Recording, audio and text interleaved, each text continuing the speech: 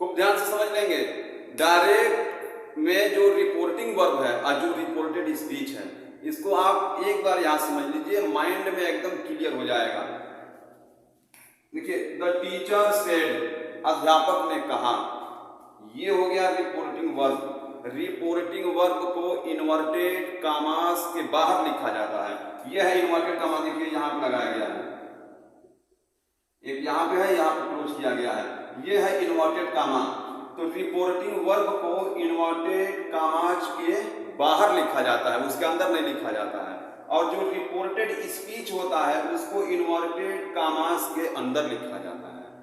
फिर से जान लेंगे कि रिपोर्टिंग वर्ब ये है द टीचर सेड, जिसे हम इन्वर्टेड कामास के बाहर लिखते हैं, और ये है रिपोर्टेड स्पीच, जिसे हम इन्वर्टेड कामास के अंदर लिखते हैं।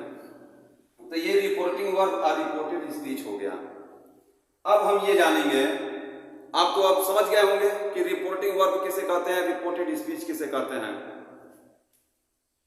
ये डायरेक्ट के दो भाग हैं, रिपोर्टिंग वर्ब और रिपोर्टेड स्पीच, ये डायरेक्ट के दो भाग हैं। रिपोर्टिंग वर्ब क्या है, द टीचर सेड, जो इन्वर्टेड कामास के बाहर लिखा गया उसे रिपोर्टिंग वर्ब कहते हैं। अब डायरेक्ट के कुछ रूल्स हैं, कुछ उसके मुख्य बिंदु हैं, उसके बारे में जान लीजिए, थोड़ा सा ध्यान दीजिए। देखिए, यह है डायरेक्ट, इसका क्या पहचान है कि रिपोर्टिंग वर्ब के बाद कामा लगा होगा, रिपोर्टिंग वर्ब के बाद कामा लगा होगा। उसके बाद से वक्ता के द्वारा कही हुई बातों को इन्वर्टेड कामा के अंदर रखा गया होगा। और तीसरा यह है कि इन्वर्टेड कामा का जो फर्स्ट लेटर है यह कैपिटल लेटर से होगा। फिर से जान लेंगे, डायरेक्ट के जो तीन मुख्य पहचान है क्या क्या है, रिपोर्टिंग वर्ब के बाद कामा लगा होगा, और जो वक्ता के द्वारा कथन कहा गया है उसे इन्वर्टेड कामास के अंदर लिखा गया होगा, और तीसरा पहचान यह है कि इन्वर्टेड कामास के अंदर का जो ये फर्स्ट लेटर होगा यह कैपिटल लेटर से रहेगा। एक यहाँ पे इनडायरेक्ट हम बना के दिखा रहे हैं इसी को।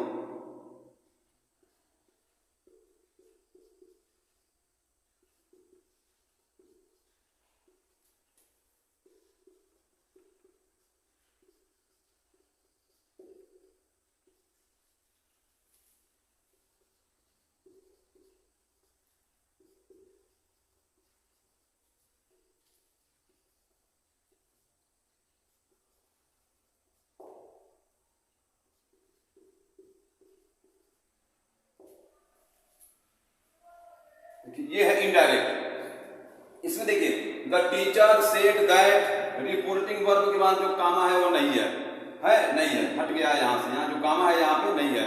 उसके बाद से ये जो फर्स्ट लेटर इसमें का जो कैपिटल लेटर्स है, इसमें देखिए कैपिटल लेटर्स नहीं है, इसमें कैपिटल लेटर्स लिखते हैं केवल आई और प्रॉपर नाउन को लिखते हैं, बाकी को स्मॉल लेटर्स लिखते हैं। ये आगे आपको रूल्स में सब लिखवाया जाएगा अभी।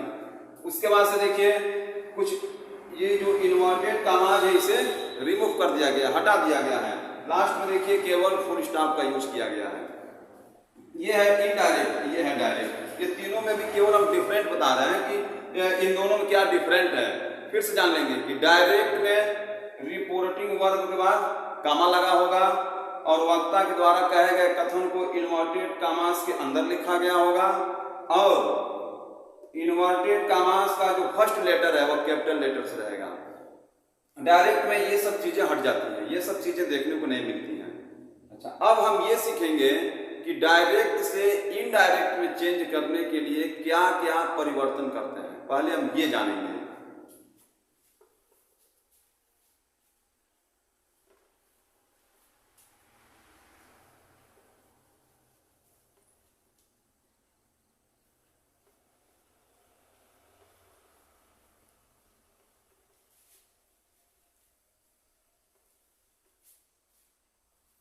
देखिए, डायरेक्ट से इनडायरेक्ट में चेंज करने के लिए मुख्यतः तीन प्रकार के परिवर्तन किए जाते हैं। फर्स्ट,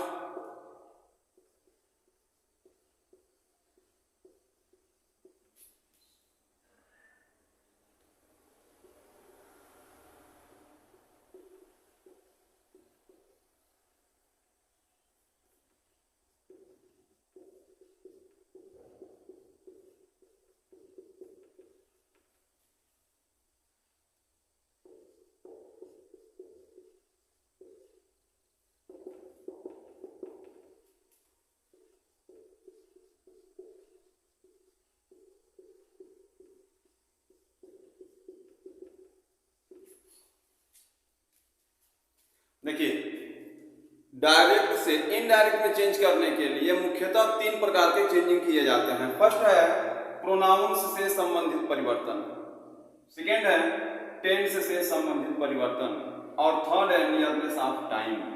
नियरनेस ऑफ टाइम क्या है ये भी आपको बताया जाएगा। जैसे नियरनेस ऑफ टाइम ये है, दिस को दैट में चेंज करते हैं, स्टरडे को द प्रीवियस डे में, या फिर द डे बिफोर में चेंज करते हैं, डेली को एवरी डे में चेंज करते हैं, कम को गो में चेंज करते हैं। तो ये है नियरनेस ऑफ टाइम, यानी कि जो नजदीकी है उसको दूरी बना देते हैं, उसे हम बोलते हैं नियरनेस ऑफ टाइम। अब हम समझेंगे, सबसे पहले ये जानेंगे कि प्रोनाउन से संबंधित परिवर्तन क्या है। प्रोनाउन से संबंधित परिवर्तन क्या है, इसे हम नोट बना के यहाँ पर लिख दे रहे हैं, आप लिख लीजिए और फिर हम एक्सप्लेन कर देंगे ब्लैक बोर्ड पे, तो आप जान लेंगे। प्रोनाउन से संबंधित परिवर्तन, ये आप हेडिंग दे दीजिए कि प्रोनाउन से संबंधित परिवर्तन, और पहले 1 2 3 करके आप लिखते जाइए, उसके बाद से हम आपको फिर से एक्सप्लेन करेंगे। एक चार्ट बनाएंगे, चार्ट के माध्यम से आपको एक्सप्लेन करेंगे। प्रोनाउन से संबंधित परिवर्तन क्या है, पॉइंट 1 में लिखिए,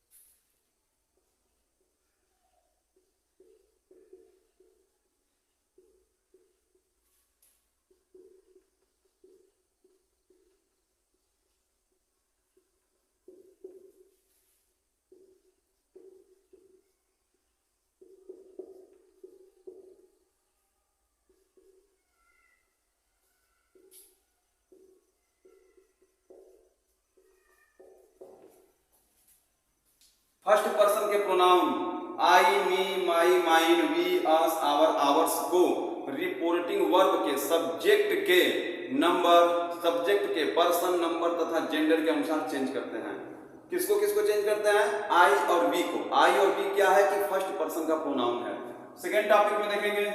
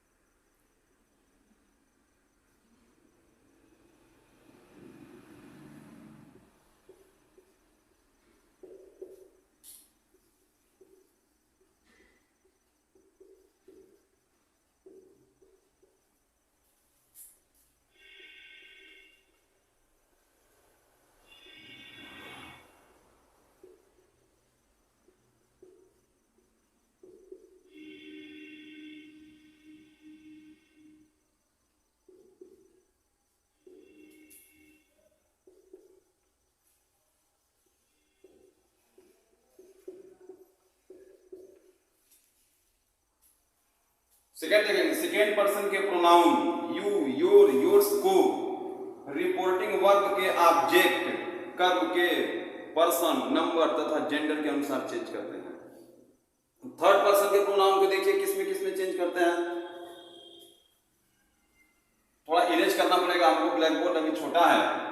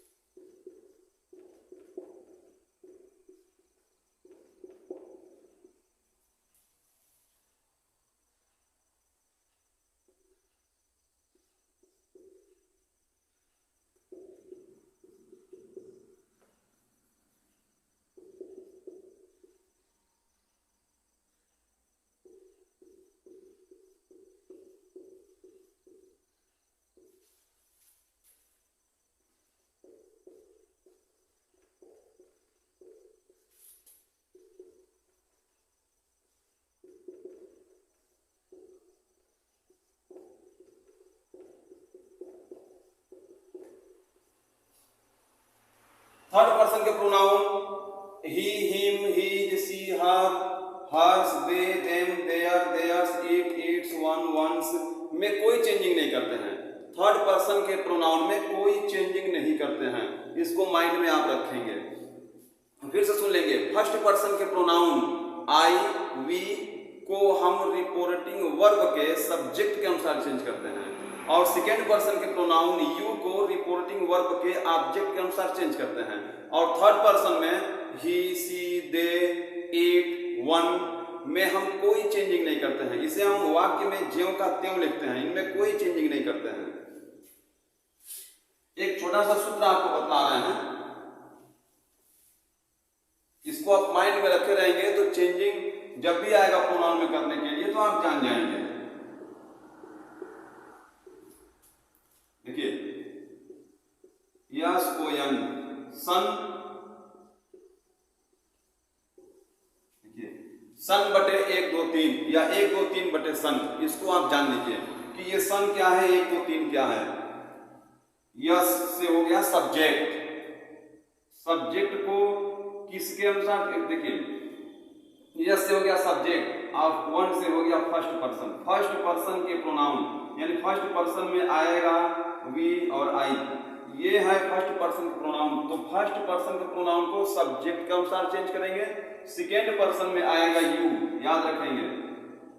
सेकेंड पर्सन के प्रोनाउन को ऑब्जेक्ट के अनुसार चेंज करेंगे, और थर्ड पर्सन में ही, सी, दे, इट, वन आएगा, तो इसमें नो चेंजिंग। फिर से जान लीजिए, 1 2 3 और बटे सन या सन बटे 1 2 3 का मतलब क्या है कि फर्स्ट पर्सन के प्रोनाउन को सब्जेक्ट के अनुसार, सेकेंड पर्सन के प्रोनाउन को ऑब्जेक्ट के अनुसार, और थर्ड पर्सन के प्रोनाउन में नो चेंजिंग। ये है सन बटे 1 2 3 का मतलब। फिर से आप जान लीजिए कि सन बटे 1 2 3 का मतलब क्या हो गया कि फर्स्ट पर्सन को सब्जेक्ट के अनुसार, सेकेंड पर्सन को ऑब्जेक्ट के अनुसार, और थर्ड पर्सन में नो चेंजिंग। तो ये हो गया प्रोनाउन से संबंधित परिवर्तन। अब ऐसे केवल रट लेने से या फिर केवल देख लेने से, लिख लेने से आप चेंज नहीं कर पाएंगे जब तक आप एग्जाम्पल के माध्यम से इसे नहीं समझेंगे। तो इसलिए हम एक एग्जाम्पल